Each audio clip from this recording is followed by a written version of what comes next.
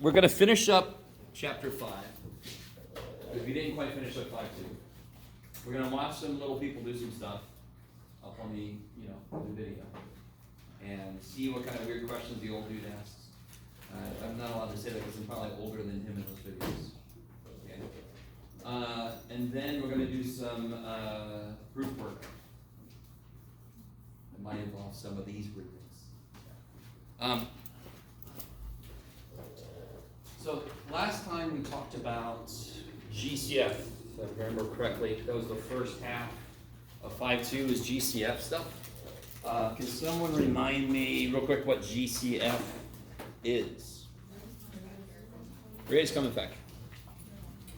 Can somebody remind me one method to find a GCF? Intersection. Do it again. Intersection method. Kick ass. Kick ass. So if I do the set intersection method, I would make factors of each of these. Yes? So 1, 2, 7, 14, 1, 2, 5, 10, and then I can quickly see what the GCF is. Set intersection. What's another way to find a GCF? Prime factorization. Yes? If I take 14 and 10, and I prime factor them. So GCF would be basically, what do they have in common? More generally, you take each the lowest power you see of anything. We'll try this again. The whatever they have in common. Let's look at that. So they both have a 2.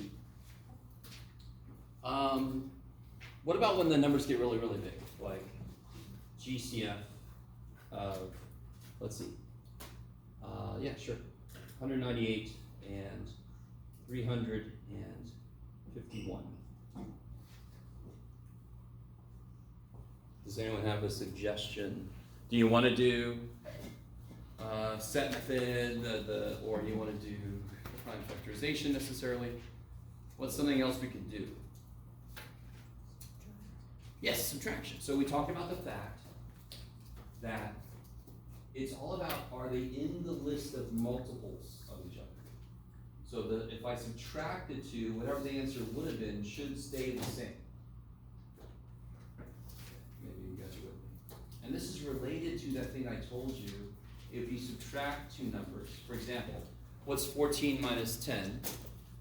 4. So if there is a GCF, it's got to be a factor of 4. It could either be 4, 2, or 1, which really means not really. You guys with me? You guys are all with me? If I subtract 2 numbers, the only possible GCF. Okay. All right, let me do this. If I make a list of multiples of a number, 3, 6, 9, 12, 15, right? If 2 numbers share 3, they have to be in the list of multiples of 3. Does that make sense? Does that make sense? Like 15 and 27. They share a factor of 3, correct? So which means in the list of multiples of 3, which means they have to be a multiple of 3 apart. What is 27 minus 15? 12. That just means they could be in the list of multiples of 3. So if there would be a greatest common factor of 12 and 27, it has to be a factor of 12. I'm sorry. 15 and 27. It has to be a factor of 12. That's how far apart they are. That same idea is why this works. If I subtract 198 from 351, if you want to do this in your head, what trick could you use?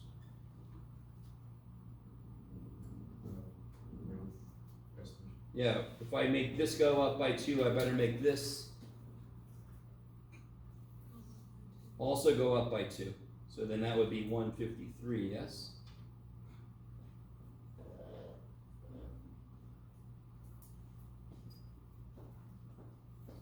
Are you guys? This is beautiful.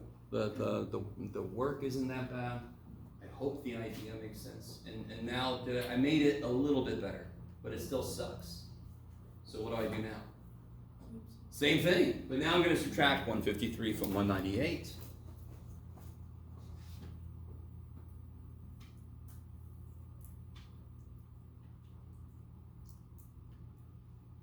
And now I can be smart about this.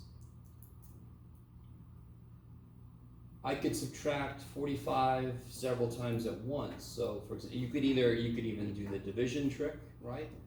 Or what if I subtract 90? So I subtract two 45s, yes? This would be, what do we get there? 63.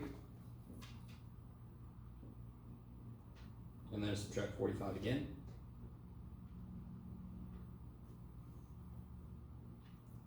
We might be small enough that we can see the GCF, maybe?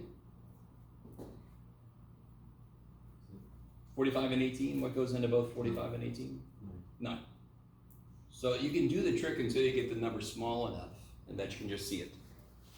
And from the very beginning, what's 1 plus 9 plus 8? 1 plus 9 plus 8 is 18. What's 3 plus 5 plus 1? So I already knew from the beginning that 9 goes in. Okay, let me stop for a minute. All those little divisibility tricks, they kick so much ass. You can use them any damn time that you need to know if something goes into something. It's always gonna work. Okay, maybe. So this is all stuff we did last time. Okay. So the idea I think we got a little bit into, but I can't remember, so we're gonna start as if we did. Is LCM. What did LCM stand for? Least common multiple. Yeah, so if I put numbers in the denominator of a fraction, finding the LCM, we call it finding the LCD. Because now if they're in there, the bottom of the fraction, they're denominators. Yes? So finding the LCM becomes finding the LCD if the numbers we're talking about are on the bottom of fractions. So if I want to find the least common multiple,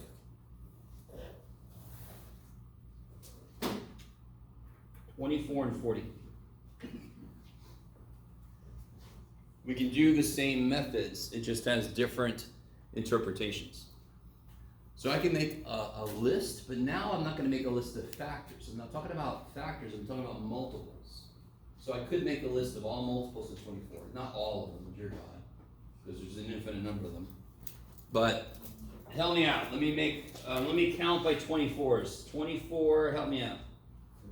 48, 72, 96, 120, and 44. So that's counting by 24s. Now 40s are nice, yes? 40, 80, 120. Do I have to keep going? Do we see the least common multiple? Yes. Okay. Now, the weirder your numbers get, the bigger, the grosser, the worse this method gets. Yes? Double digit kind of numbers, that might be the most we want to do this method with. You guys agree? It's up to you. So can we do something like prime factorization, like we did before?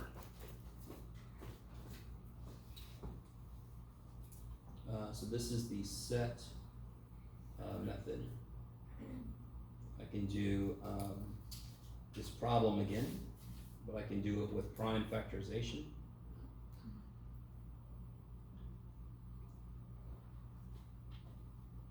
So if I take each number and break it down,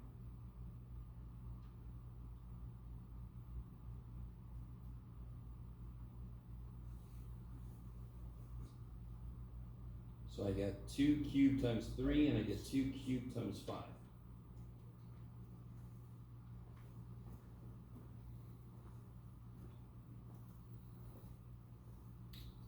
So for for greatest common factor, we took the smallest power of each thing.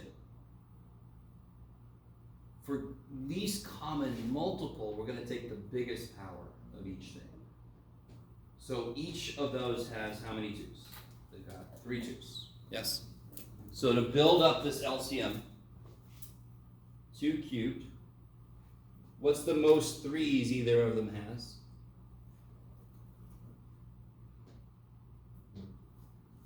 What's the most 3's?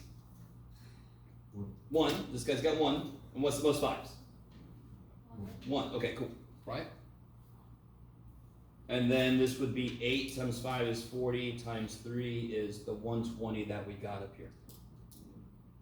This could be a better method if your numbers get worse. Okay, maybe. This is actually related to the way I teach how to get LCD.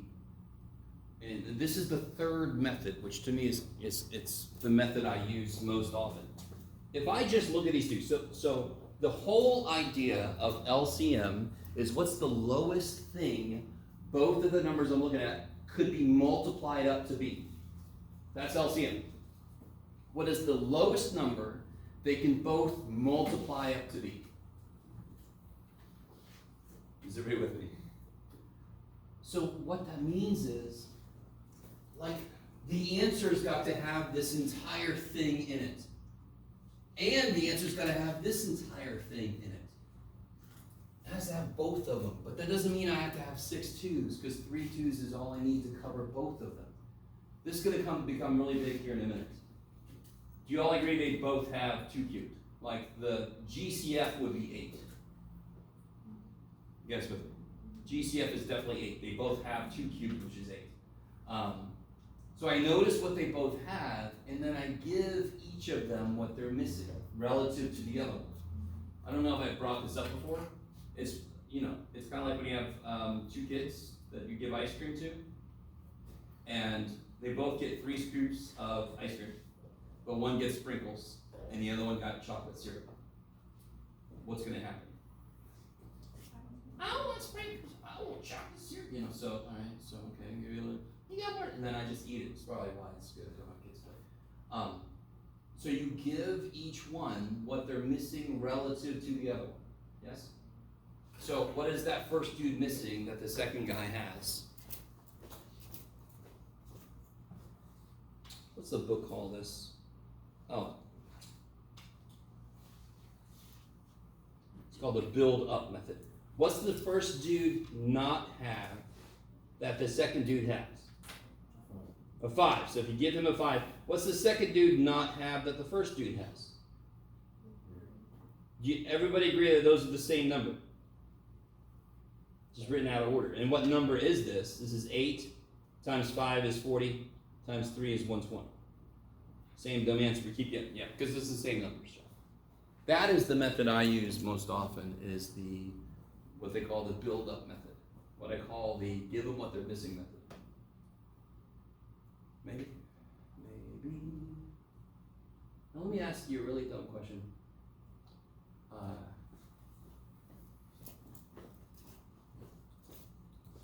If, for example, do you guys understand, just to kind of give us a little insight into where we're going, if I had to add those, don't I need an LCD? Take a deep breath. We're going to be okay. Yes. We've already figured out what the LCD is going to be, right? What's that LCD going to be? 120. Yes. Now, let me ask you this. You guys along with me, because the whole idea, this makes so much more sense to me in terms of fractions, because you're trying to build both of the fractions up, and that's where build up really comes from, so that they're the same on the bottom. Yes. And we'll talk about why that's required here in a bit, just in case you thought that should be 2 over 64. Don't say anything. You'll make me cry. I need an LCD in order to add these together. What's the LCD like 1/8 and 1/5? 40. So when they don't share anything, the LCD would just be multiply them together. Because in that case, if they don't share anything, they are missing each other. And then you give them each other. Then they're together. If they share something, you're not going to do it. Help me out, guys. What's 24 times 40? Somebody, what's 24 times 40?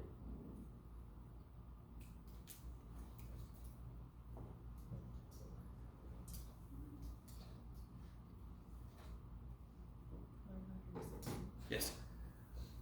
What's 960 divided by 8? 120. So real quick, what did they both have already? They both had an 8, correct? If I multiply them together, I'm going to get 8 times too much because I counted 8 twice. And I only had to count it once. I'm going to bring this up later, but that's a little trick for doing LCD. 24 and 40 have 8 in common, so if you multiply them, divide by 8, you found the LCD. We'll do more of that later. Okay.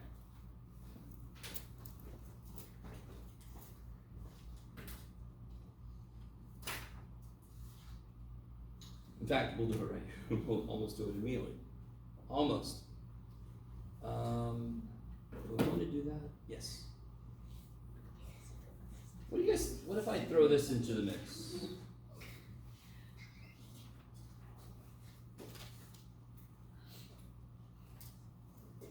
What if I ask for this? How are you going to handle this?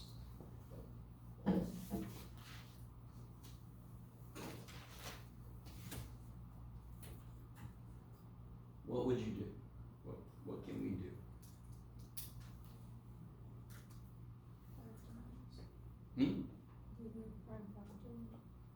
Oh, sure, yeah. You could do that. But let me ask you this. If I asked you to multiply 2 times 7 times 13, can you do all 3 of those at once?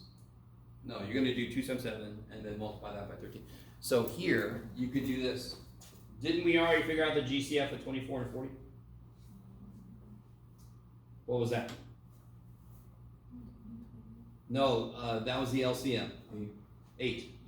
Greatest common factor, biggest number that goes into both is 8. So then this becomes the GCF of 8 and 45. So if you have to do the GCF of like more than 2 numbers, you can do them 2 at a time. GCF of 24 and 40 is 8. Now I can do the GCF of 8 and 45. What's the GCF of 8 and 45? Do they share anything? 8 and 45? What's 8 made of? 3 2s. And what's 45 made of?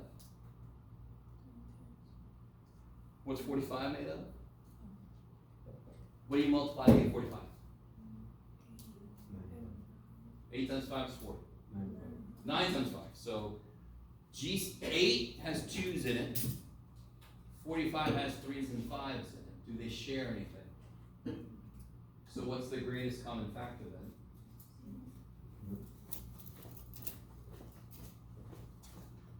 Good. They don't share anything, do they? Greatest common factor is the biggest number that goes into both, yes? You guys with me? So 8 was the GCF of 24 and 40. These don't share anything. So what's the biggest number that goes into both? 1.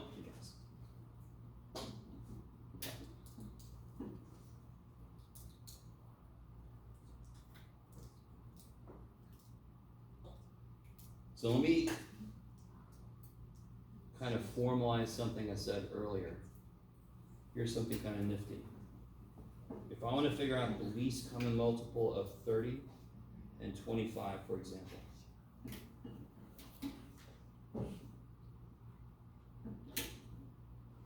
I could do 30 times 25 divided by the GCF of 30 and 25.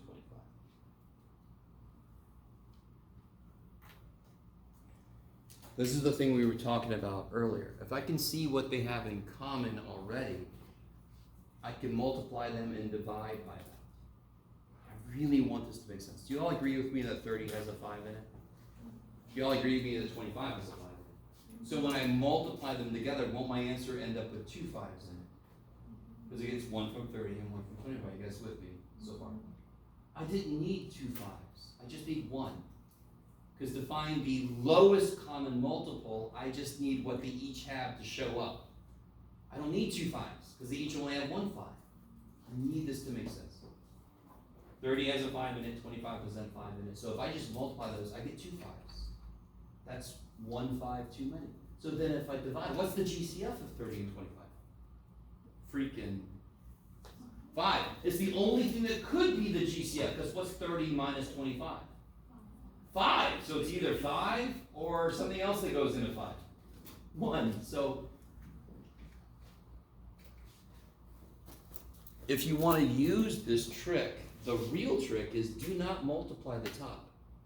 Because didn't we just say the GCF is 5, and it's a GCF because it goes into both. So now I can divide one of them by 5. Maybe divide 25 by 5. So don't multiply the top. Be smart about it. Why would I multiply when I'm about to divide? What's 25 divided by 5? That's insane. And then what's 30 times 5? 150. That's the LCM of 30 and 25. Multiply them together blindly.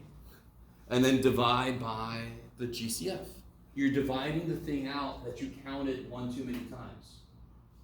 You're dividing what you kind of included that you shouldn't. That's a really cool little trick, and that's what it's really neat this class. I developed this method, and I was teaching it to my math 88 students, the ones that were learning 2 minus 7 and so forth. And I taught them this little trick, and then this is the first time I've seen it actually in a book. Saying, hey, you can do this shit. Okay. Yes? Sorry, I was writing. Can you go over that again? Which part? It's 25. Okay. I don't know where you left off, but to find the LCM of any two numbers, I can blindly multiply them together and then divide by their GCF. Because the GCF is what I would have counted more than once. Because it's the number they both have, yes? So in this case, 30 has a 5, 25 has a 5. So when I multiply them, I end up with 2 5s. But the LCM just needed 1 5, yes? So let me make sure you really understand what I mean by that. If I want to use the prime factor tree to do this,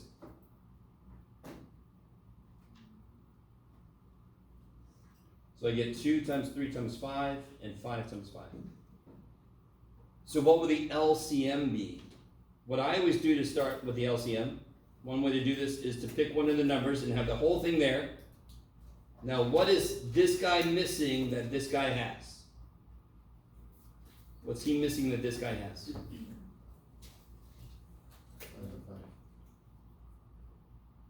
Yeah, it's missing one more 5, yes? Okay. And then what do I get there? 150. The same thing we got there. Okay. Maybe.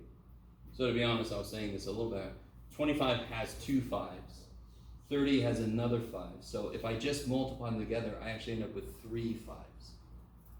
But how many 5s do I really need? Just 2 of them. So when I divide by the GCF, I'm dividing that extra thing away. I'm making it the lowest common multiple. So 30 times 25 is a common multiple, but it's bigger than it has to be. Maybe.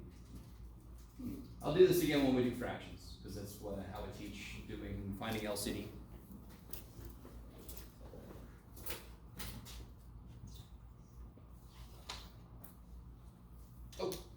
Okay, so let's do this. This is perfect. Let's watch little people work with these ideas. Then I'm going to break you up. Well, actually, I'm going to have you guys work on this alone first. Basically done.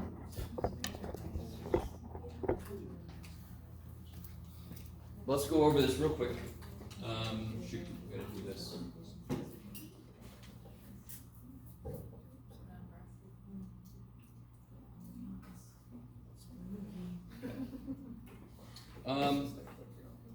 You got a big old truck, you fill it up, you use 15 gallons. What fractional amount is still in your truck? 1/4. Eventually, yeah. So, guys, fractions very often you can think of them as translating an English phrase. So like, you would say you have 5 gallons left out of 20 gallons originally, right? So that's literally how we set up the fraction 5 out of 20. Thank you, Grace.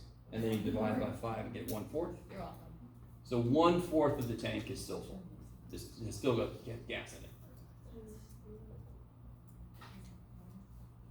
Number 2 is basically just, I mean, what do you do? What's equivalent to 3/4? 15/20, yeah, so you multiply top and bottom by some common multiple. 15/20,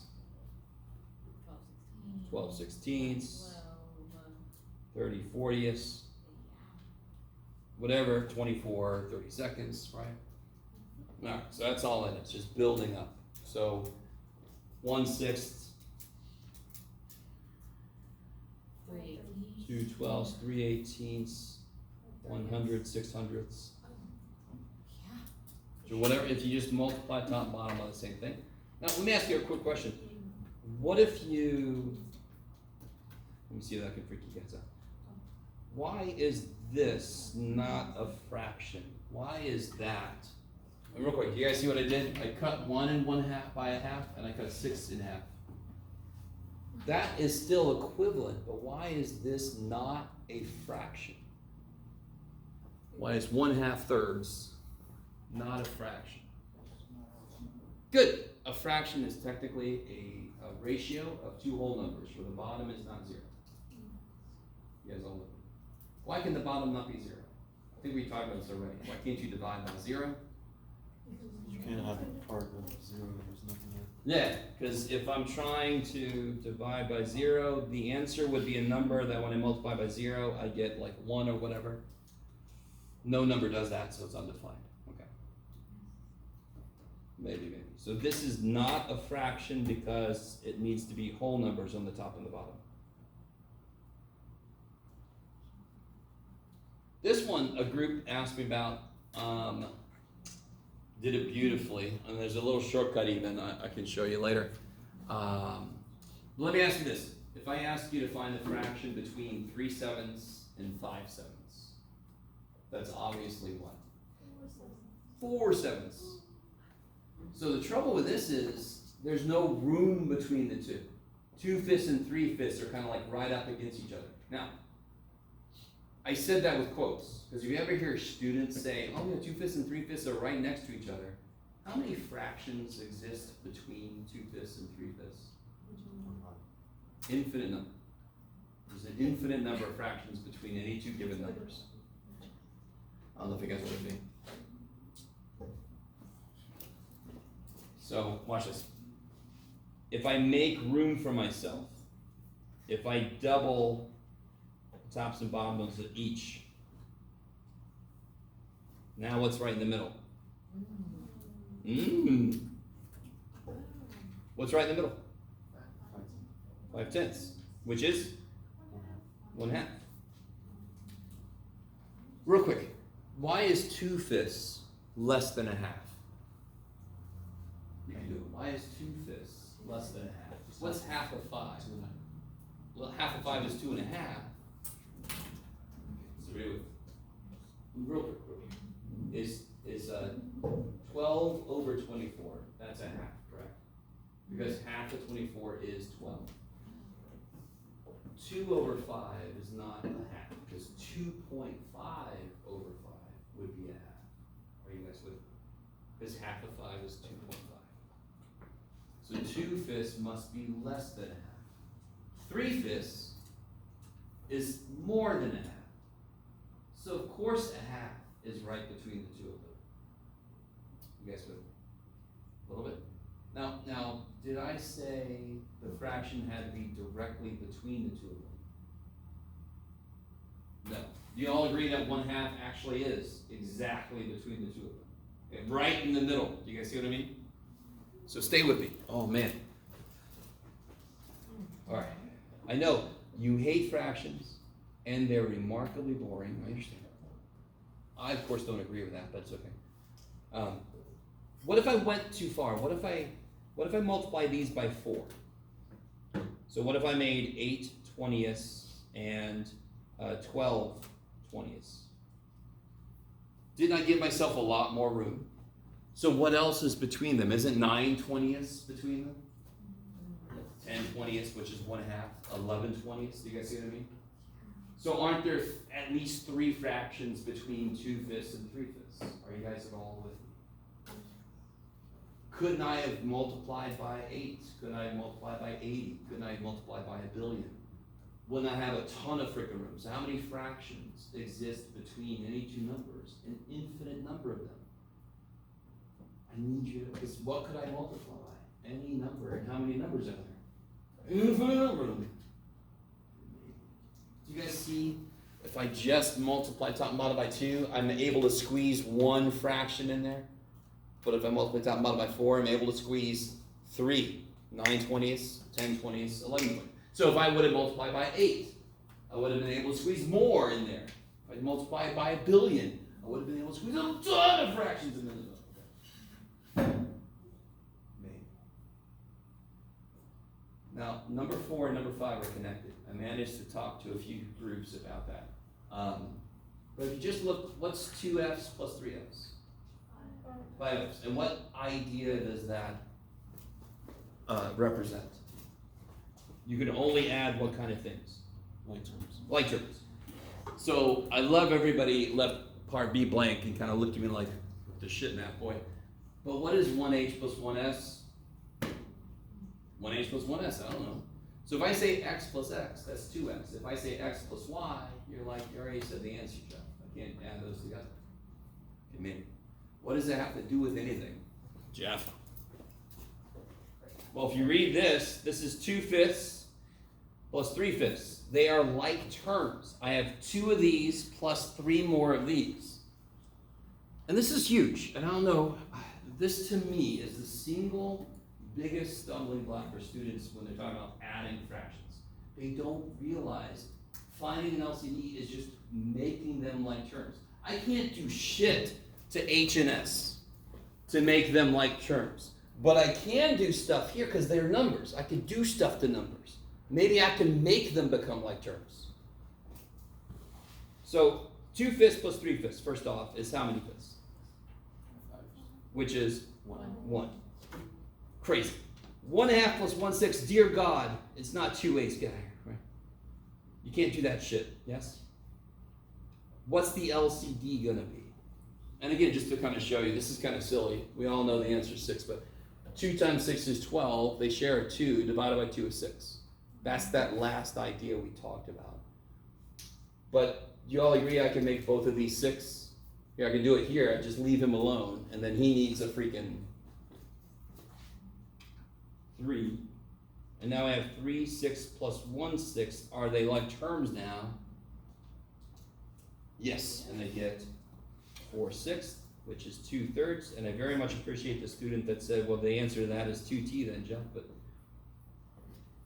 no, good try. I appreciate that though. 2/3, okay. I don't know if you guys are with me. So if you have any trouble with fractions, it's when you're teaching math, you have to get the most basic thing across to students. What is it we're trying to do here? 2/5 plus 3/5 is easy shit because they're already like terms. Fractions that are not already like terms suck. We have to make them like terms. But now they understand why they're doing that.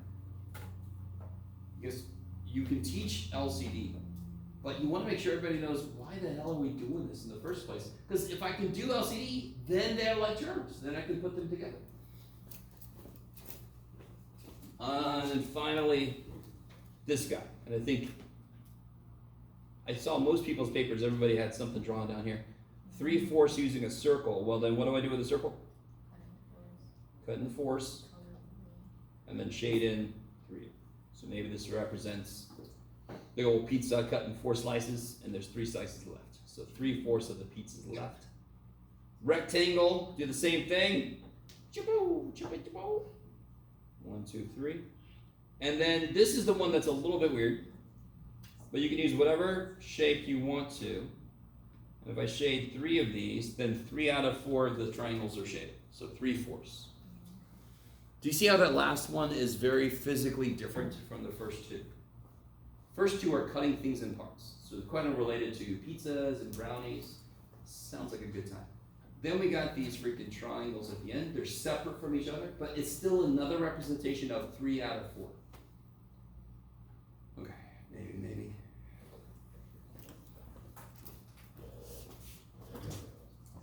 Alright, so now what I want to do is I want to give each group, I think, 2 of these bags. I think I set it up so everybody gets 2. So you guys get 2.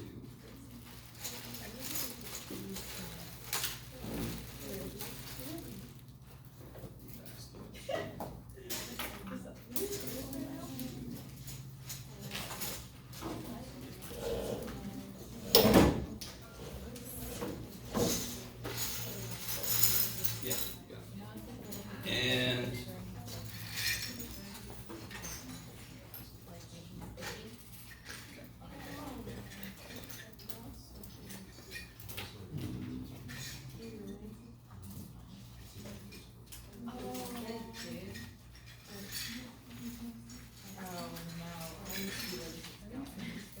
Oh, this is not good. What do you mean for me? You couldn't pop another guy. just trying to really. Alright. So one group makes the most sense to me. So take them out of the bag. I'm trying to give you time to play with this shit. So let me just tell you, can you play with this?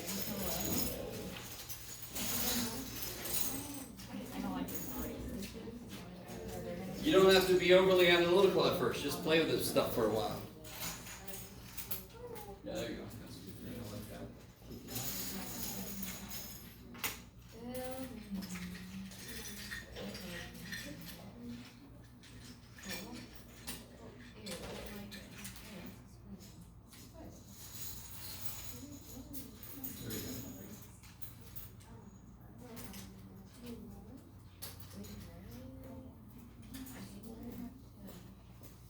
I cannot tell you that one.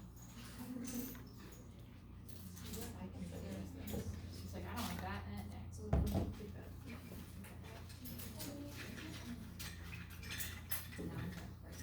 Nice.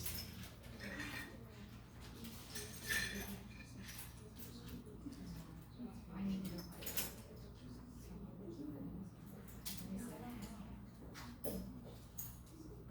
Ooh, yeah. Very nice. There we go. Oh, I like that one. I like that one. One group has gone 3D. The 2 groups have gone 3D. I like it. 3 groups have gone 3D.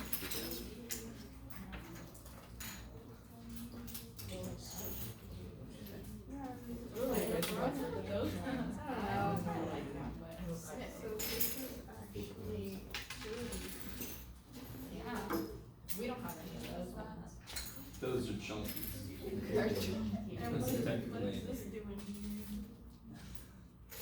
He's just hanging out. I think some people, they can get those little orange ones. No, he's my dang rats, okay? And you know what? I got rid of both of the two hats. Alright, so let me ask you some questions here. Oh, sorry.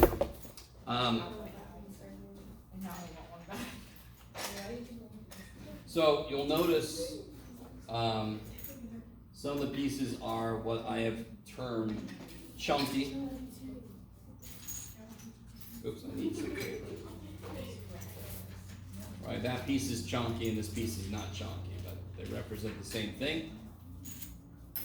What do you think this represents?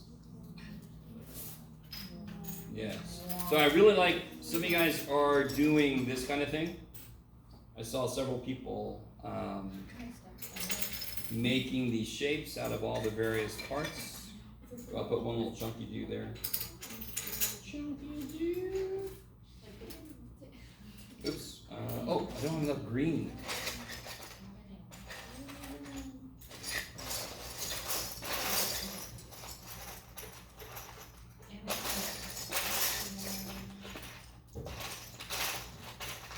So I think I've told you this before. when you give manipulatives out to your students, either make it a structured part where you just say, here, guys, play with this, or do what I tried to do, which was pretend like I was busy and try to give you guys time just to play with it naturally. Some of you guys needed permission, that's okay. So a lot of you guys, I noticed the same thing happening on a few different tables, and I like, at least at one table I saw comment. Anyway, how do you think this by itself relates to what these pieces are supposed to represent? Kind of obvious, but let's see what you guys think. Like, if, how much of the figure is one of these? Half. How much of the figure is one of these blue dudes? A third. And how much of the figure is one of these green dudes? 1/6. Kick ass. Yes? So, how could you show a student that, let me see, you guys ready? Here's a challenge. How could you show a student that 1/3 is the same thing as 2/6? You can put them on top of each other. Yeah. So every group try something out. There you go. Show a student that 1/3 is the same as 2/6.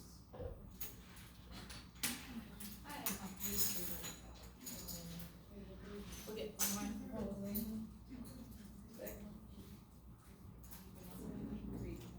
Don't knock it over. We're gonna make sure. It reminds me like the Most millennium. definitely. Not at all what I think you're going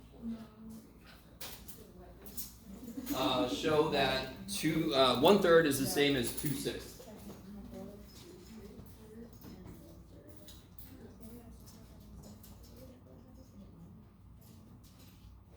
So I think I heard somebody say, you can lay them down on top of each other. So get a student, the first thing you want to do with a student is to get them to understand that every green triangle by itself is 1/6.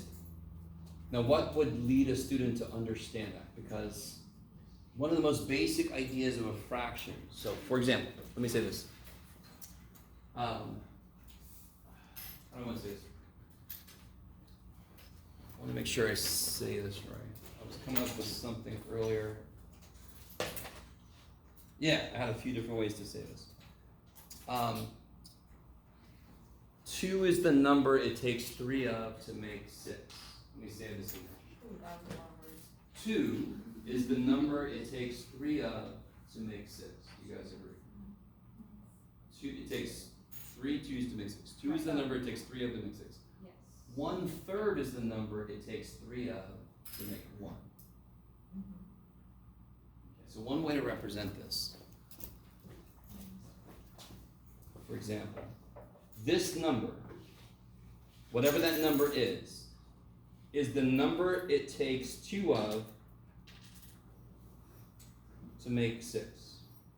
That's what that could be interpreted to mean. And of course we know 6 divided by 2 is 3. So yes, it takes 2 3's to make 6. So then literally, what is this number? It's the number it takes. So this number is the number it takes 2 of to make 6. So what's this number? It's the number it takes 3 of to make 1.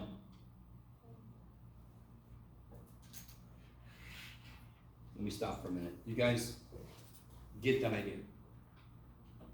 It's all right. The reason a lot of students don't understand fractions is because the way it's explained at the very beginning is very disjointed. A lot of teachers try to jump ahead into how to work with them before they explain what a fraction by itself is. Obviously, I'm a math guy.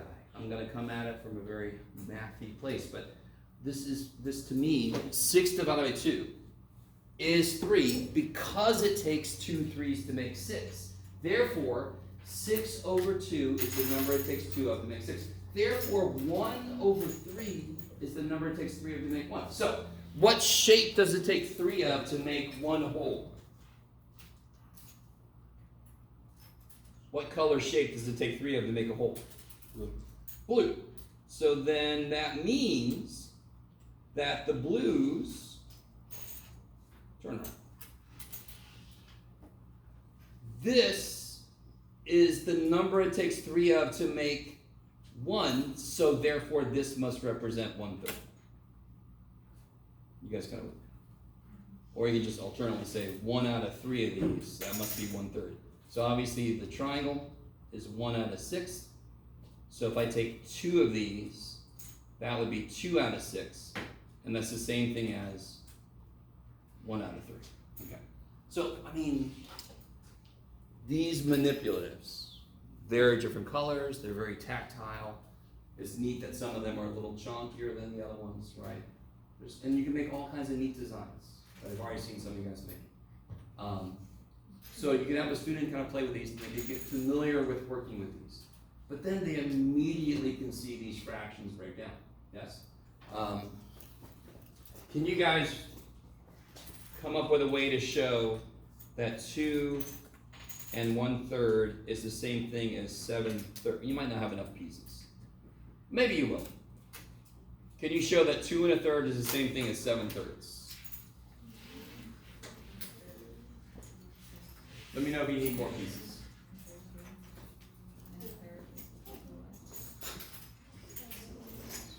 I know I need more pieces. No.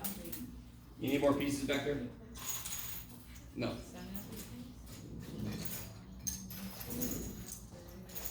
Oh, good. Oh, it's 2. So you and I can share. Let's share, okay? Yeah. And then 1, there you go. What is it saying? Sharing or sharing? So I might as well take mine. Okay, that's 7/3, which is Yeah. 2 and 2. Yeah. Okay. Yeah. 7/3. Kick ass. Kick ass. What do you guys say? Do you have the bears too? Can you show me that 2 1/3 is the same thing as 7? So which pieces do you need? How many of those do you need? 7. Cool opportunity. Here. Oh, you already have it. So there's 2 1/3. So 7/3. I need to rack. And then 2 1/3. Yes. Okay. You guys got it? Yep. Lazy. They're not real rack. Yeah. Oh. 7/3. I also put it.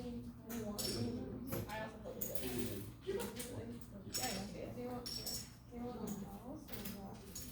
You guys. Rack. Yeah. Okay. I got it. My All right. Okay. So later we'll be using these pieces to do adding fractions, so forth. Okay. So for right now, we're gonna go back. We're gonna do a little more lecture. So can you guys please put these back? We're gonna bring these out later, but we're done playing with these. We're done with groups. Later in the semester or later? Later this semester.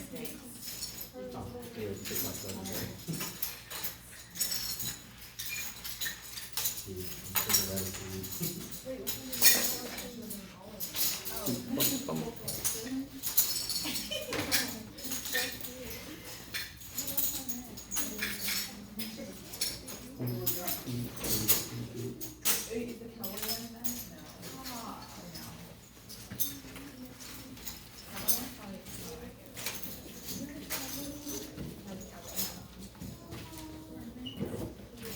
Who's that? Can you help put the pieces away?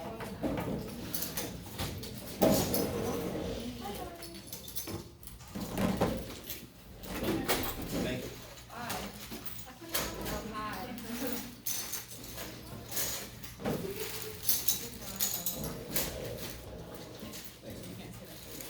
Hey, what the heck? Oh, I got you.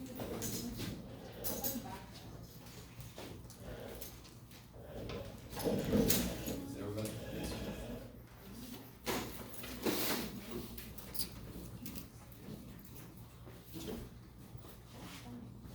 All right, so real quick.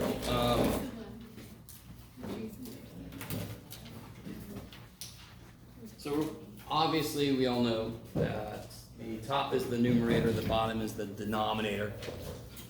But do we know where those words come from? So the top is the numerator. So what do you think it means to numerate something? To count. To guess. Right? So the top is the numerator, which literally means to count. And the bottom is the denominator. This one's going to be a little bit freakier. Denominator. It's related to the word nomenclature. That I can't spell or shit. Nomenclature. Has anyone ever heard the word nomenclature before? So nomenclature means name. So this literally means, so this is the name of the parts. So if the bottom is 5, the name of the parts is fifths. So this is to count the parts.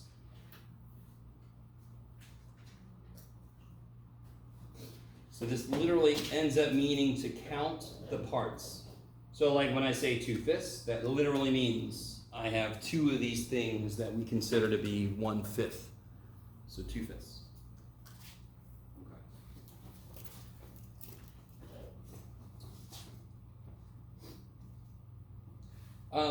One place we run into this stuff, so a lot of different ways to represent this. We already talked about kind of this way of representing it, 3/4. If I have a gas tank, then if I want to represent 3/4, 3/4 of the tank is full, where would I have my indicator? 0, 1, 2, 3, 4, so it'd be right there. This would be 3/4 full.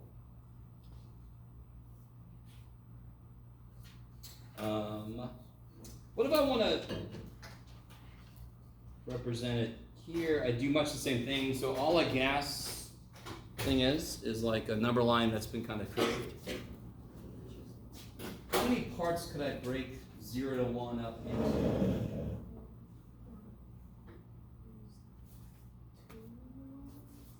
So right now I could break it up into 4 parts, right? But in general, I could break it up into an infinite number of parts. So let me do this. So for this specific example, I could break it up in half, break each of those halves up in half, and then 3/4 would be right here. 1/4, 2/4, 3/4. Now what's 2/4 also? And of course that makes sense because it's halfway. Okay, so 3/4 would be right here. Yeah. And what about if I do this weird shit? What if I break it up into B parts? Yeah, we'll represent 1, 2, 3, 4, B. B parts. Yes? So this would be 1, 2, 3, 4 parts. Yes? So I've broken this up into 1, 2, 3, B parts. So if I am here, this would be A over B. If I move, I've accumulated A parts out of B total parts. That's why this is 3/4. I've accumulated 3 out of 4 parts as I moved along. Okay. Nothing too freaky here. To me, the thing that makes the most sense to me is, so for example, 3/4 is literally the number it takes 4 of to make 3. That could just be my own bias, but to me that makes the most sense. And I think that's something we don't say often enough to students. That's a nice way to think about what that is.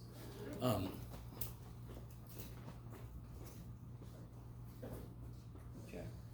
Oh, so if I have this, what fraction does this represent? That's insane. How could I use the same picture to show a student that 1/3 is the same thing as 3/9?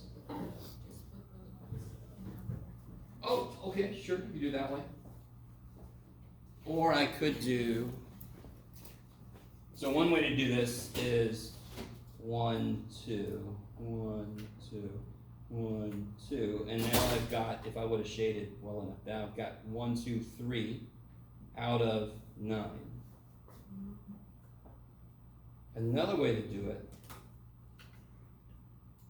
is to cut this way. Yes? More like brownies. So before I cut, it was 1/3. If I cut this way, now it's 3/9, and it's still the same exact amount of brownie, right? Okay. So you have these nice visual ways to represent this mathematical idea of building a fraction up.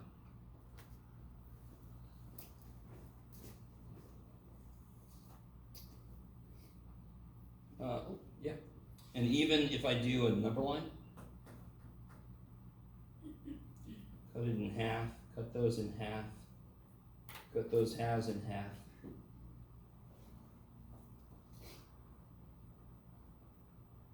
So this is 1/2, that's crazy. Yes? Because this is 2 parts, so that's 1 out of 2 parts. This is 4 parts here, so this will be 1 out of 4 parts. This will be 2 out of 4 parts, so forth, right? This would be how many parts? 1, 2, 3, 4, 5, 6, 7, 8. And of course that makes sense because we cut 4ths in half. That should end up with 8ths. This is 1/8, this is 2/8, this is 3/8, this is 4/8. So you start to see patterns, and then you can extend the patterns. And you'll notice this entire semester, that's what we've been doing. Teach a basic idea, we look at the pattern, we make the pattern into an algorithm, and then we move on. That's what almost all basic math is. It's just, hey, we saw a pattern, let's make this a quick thing instead of going crazy. I can build it up to be whatever I want to.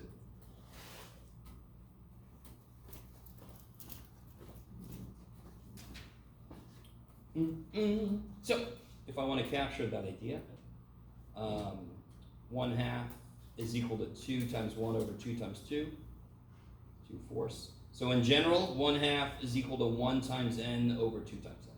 So as long as I multiply top and bottom by the same thing, the only number I'm not allowed to multiply top and bottom by is what? What's the only number I'm not allowed to multiply by? 0. The thing is 0 over 0, which is fruit. Okay.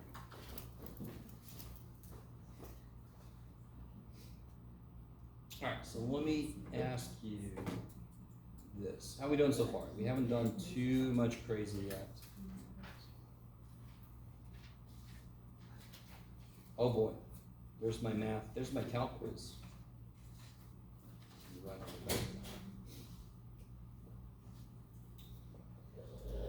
Let me start this next thing off kind of easy here. Is 3/12 the same thing as 2/8?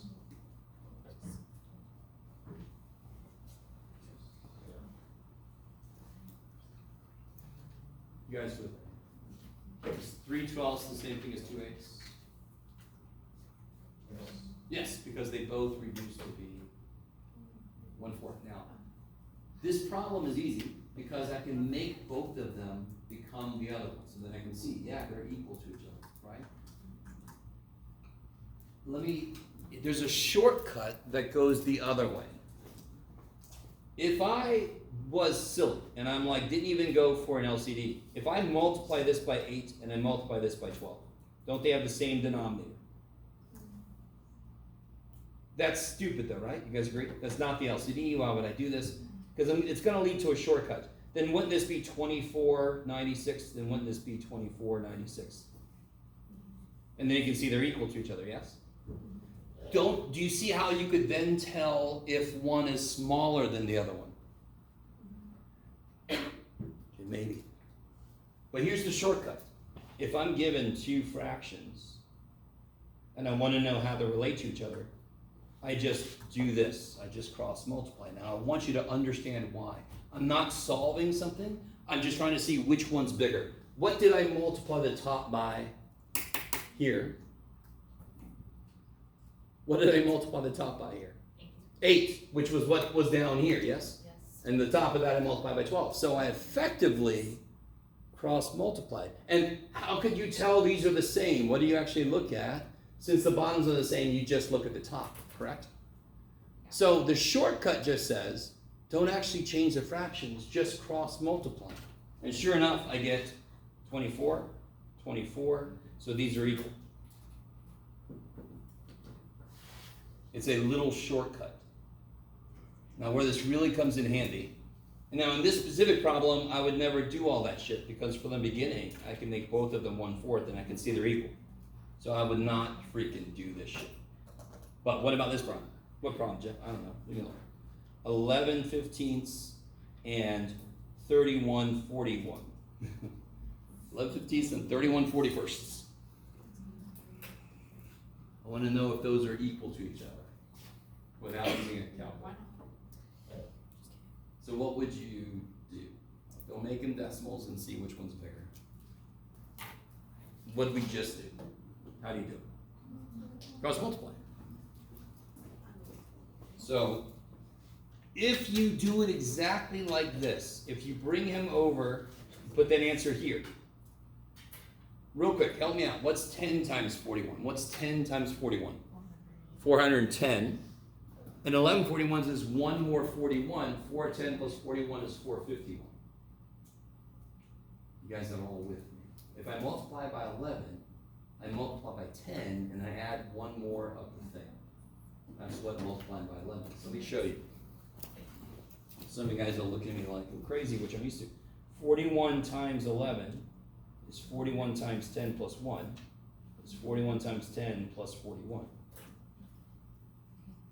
So 410 plus 41 is 451. What's 31 times 15?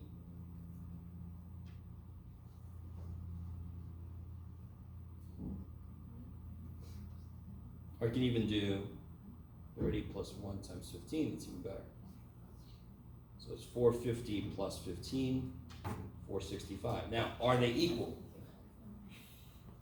No. Which one of these is smaller? 451. So which fraction is smaller? That one is. That's cool. Not only can you tell if the fractions are equal or not, you can tell which fraction is smaller or bigger. If you do this, I really want you guys to understand. What would the LCD be? It would be 41 times 15. So when I multiply this guy by 41 top and bottom, I would multiply this guy by 15 top and bottom, and they would both be the same denominator. Then to see who's bigger or smaller, I would look at the top. If I just do this, I get the numbers that would be up top. So if this top would be 451 and this top would be 465, he's smaller. So if you bring him up, put that here, bring him up, put that here, the same way this sign goes is the way it goes between the fractions. That kicks a lot of ass. Now I know you're like, well, I can just put in the calculator, make a decimal out of it. You're going to be teaching students who don't know what decimals are yet. Yes? You have to keep that in mind. So all these little things you think, well, why don't I just do this? Because they have no idea what that is yet. For example, right? Okay. Oh. Yeah, okay. Now here's, oh, sorry, go ahead, Nick. I'm sorry, did I go too fast? What do you mean the multiplication goes the same way as the So if I always multiply this one up to be here, bam, and this one over here to be here, the way the sign goes is the way the sign goes. So since this number is smaller than this number, this fraction is smaller than that fraction. As long as you bring him up here and him up here. As long as you keep the result of this here and the result of this here, the same sign can be put between the fractions. Yeah, that kicks a lot of ass. And that is something that I think a lot of us don't even know you can do.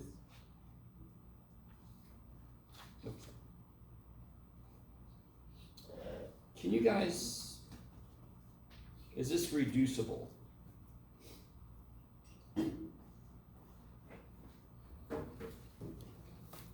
By the way, I know a lot of your calculators have, or you might not even know this, but a lot of your calculators have fraction buttons. Do you know that? Yes. So guess what you won't be able to use on this quiz and test? No. Grace is good. Well, I was gonna let you use one, but Grace said no, so.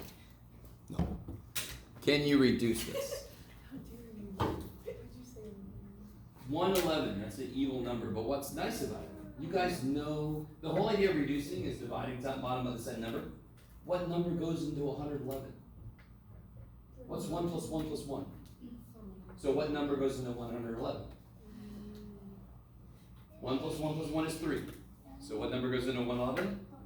3. It matches the rules. So knowing the rules for the divisibility of numbers helps you with something like reducing fractions. Because it's all about dividing by the same number. What's 39 divided by 3? 13. Does someone have a nice way to do 111 divided by 3 without a calculator? What's 99 divided by 3? That's easy. 33. And then I've got how much left? 12. What's 12 divided by 3? 4. What's 33 plus 4? 37. So what I just did was this. 111 divided by 3 is 99 plus 12 divided by 3. That's 11. That's 33. That's 4. So 37 total. Do you guys see that? So the thing about fractions, to really analyze them without the help of a calculator, you need to use a lot of what we've been talking about this whole semester. So kind of everything builds. The more you are cool with the divisibility rules, for example, the easier reducing fractions becomes. That kind of thing. Good name. And then all the mental calculation stuff we talked about, all of that comes into play. What about this? Can you reduce, let me see, 124 over 412? What number definitely goes into both? 2. Right off the bat, you don't have to think that much. They're both even, right? So what do you get when you divide by 2?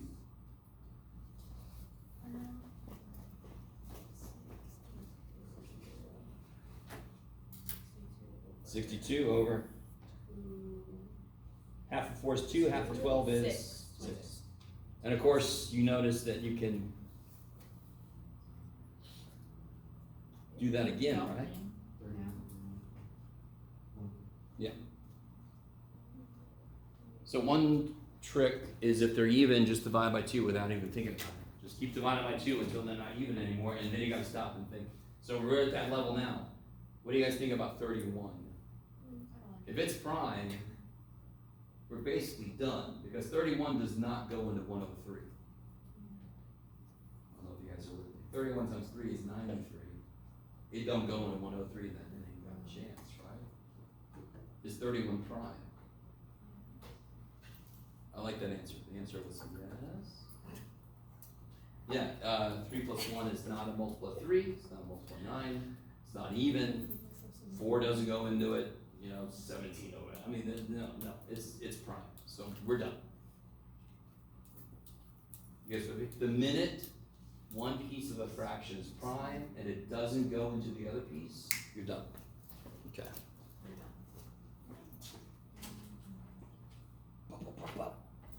Oh, is 2 a fraction?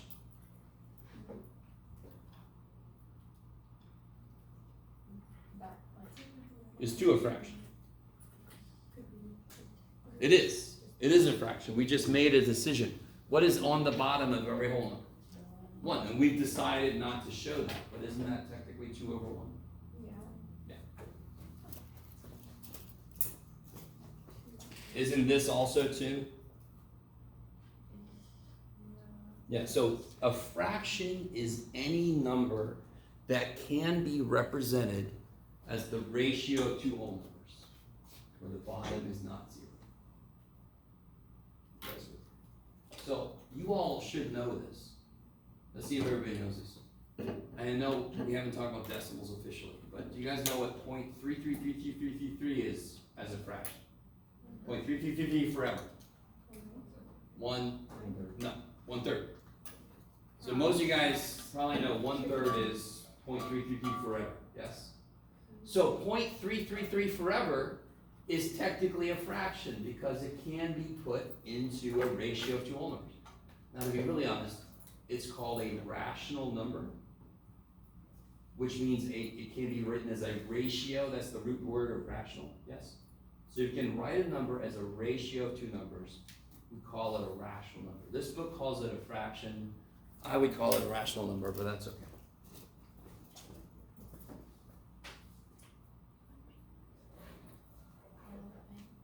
Now we already did, oh, can you guys do me a favor? Can you guys make a number line? Make a number line. Just from 0 to 1 for the moment. From 0 to 1. Yeah. Which how many times? Can you give me a rough location for 41/83?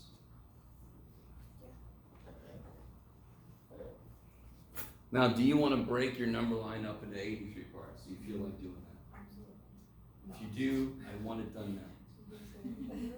No. Alright, see, that's how you shut down smarts. If nobody would have said that, I would have been concerned. There we go. Grace is going to do it. She's determined.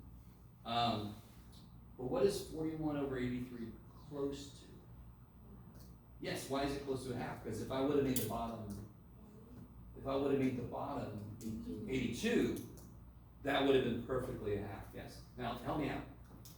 Do I put it above a half or below a half? If the bottom was 82, it'd be a half. I'm dividing by more than 82. So will my answer be bigger or smaller than a half? Small, because when I divide by more, my answer gets smaller. You guys got to. The thing I just said comes in handy in so many places. When I divide by bigger, the answer is smaller. It's a very simple idea, but it comes in handy so many places. So if I can find roughly a half, the rough estimate of this guy would be just below it. You guys kind of with me? So that's a little more of an advanced idea, but I just want to throw it at you. Why not, Jeff? Oh yeah. Here, we'll talk about those. Yeah, let's talk about those right now. 2 more ideas and then I'll let you out of here. Improper versus mixed. So improper fraction versus mixed number. I gave an example for you guys to work out earlier with the parts. So an improper fraction, can somebody define that for me? Don't just give me an example, but what has to happen to construct an improper fraction? Yeah, it's top end. The numerator is bigger than the denominator. So, what? Good stuff true?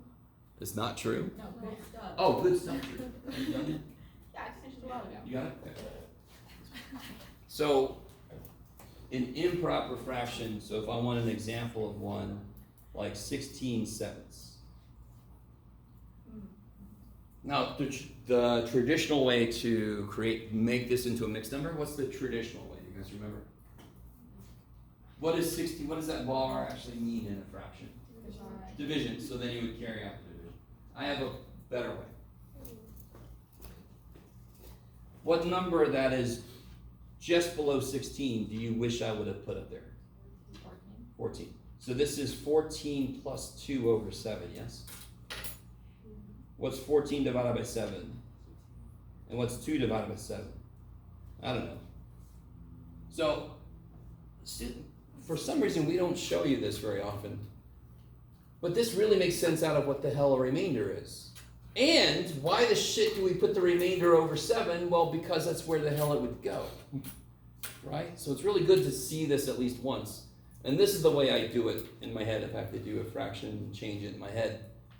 Just go, what do I wish was here? 14. Oh, 2 extra. Bam, bam, bam. Okay, maybe.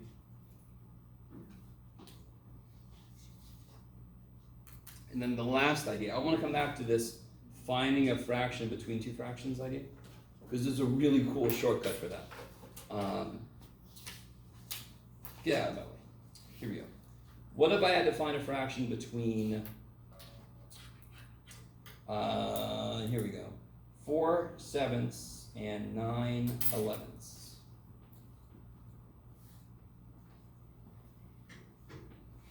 I want to find a fraction between those two. So you could try to build the LCD up, right, and so forth, but let me show you something kind of cool. I need you to understand, is this problem asking me to add? Is everybody with me? It's kind of a stupid question I just asked, correct? So I understand if you're looking at me like, are you okay, Jeff? This problem is not asking me to add, but there is a process I could use to find a fraction in the middle that involves adding in a way you never should. So I'm about to add something that you never would if I ask you to add two fractions. Here's the way to do it. Just add the tops together, add the bottoms together. Ain't no way in hell you would ever do this shit if the problem asks you to add fractions, yes? But if I do this, I get 13/18. So somebody, I will allow this one time. If you have a calculator, what's 4 divided by 7? It's about 0.5714. I have my 1/7s almost memorized. What is it? Wait, what? I thought it was 5714. 4? Yeah, 5714. Okay. Sorry. You're like, yeah, good job, Jeff. Whatever you want to do with your time. And then what's 9 divided by 11? 81 repeating. All right, so I'm sorry, I should have written this down. 5714, and this one was 81 repeating. 81 repeating, neat. And what's 13 divided by 18? Thank you, by the way. 0.72 repeating. And that's definitely between those two, yes? Well, just the 2 is repeating. Oh, okay, sorry. Get out of there. Okay. By the way, I'm using a little bar. You guys remember the little bar? It means it's repeating, so we don't have to go insane writing all the numbers. Okay. All right, I need you to understand. That is trippy. You probably would not show this to someone who is learning fractions for the first time. Why? All right, no, decimals I use to check. I could show this to a young student because they know how to add stuff. But would we ever add fractions like this? And if I show them this, would that possibly creep in their head and make them think that's how addition works? Yes. Do you guys follow? Yeah. Now, is anyone curious as to why this works? Or are y'all like, I don't want you to show me any more shit. All right, I'm gonna do this.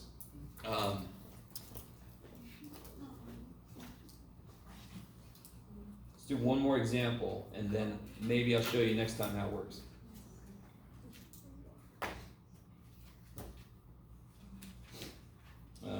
You can do it, Jeff. Sure, there we go. I like it.